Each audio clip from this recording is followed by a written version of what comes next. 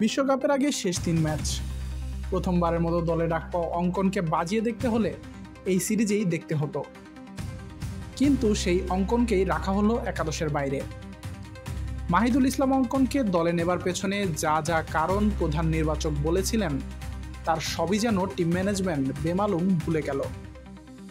সেই চরম অফ ফর্মের হৃদয় আর জাকের আলী খেললেন 5 আর 6 নম্বর পজিশনে। বাংলাদেশের দল পরিচালনায় স্বজনপ্রীতি বলুন আর সার্কাসই বলুন, চলছে এভাবেই।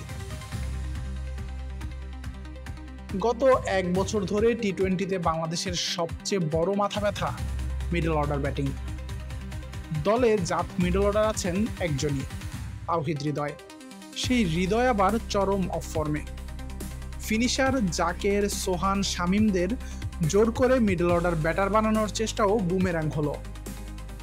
নিজেদের সহজাত ব্যাটিংটাও ভুলে গিয়ে তিনজনই ফিনিশিংয়েও হতাশ করেছেন।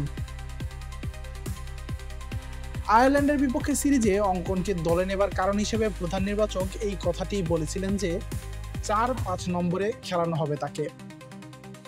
কিন্তু প্রথম টি-20 একাদশে দেখা গেল ভিন্ন চিত্র।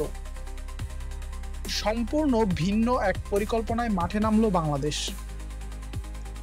অঙ্কনকে বেঞ্চে রেখে মাঠে নামানো হয় গত 10 ম্যাচে 12 গড়ে ব্যাট করা জাকের আলী অনিককে।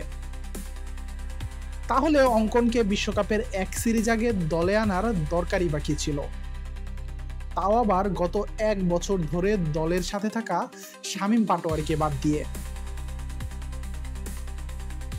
এই প্রশ্নের উত্তর থাকার কথাও নয় নির্বাচকদের কাছে। অদ্ভুত এক উটের পিঠেই যেন চলছে দেশের ক্রিকেটটা। কেউ কেন দলে আসছেন, কেন বাদ পড়ছেন তা কেউ জানেন না। যেখানে এখন বিশ্বকাপের কথা মাথায় রেখে কম্বিনেশন সেট হয়ে যাবার কথা, সেখানে উল্টো দিনে দিনে যেন আরো লেজে গোবরে হচ্ছে বাংলাদেশ দলের অবস্থা।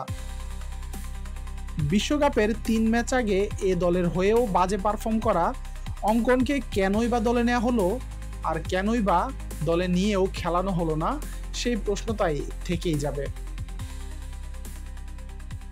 আশিকুর রহমান শান্ত, ডি স্পোর্টস।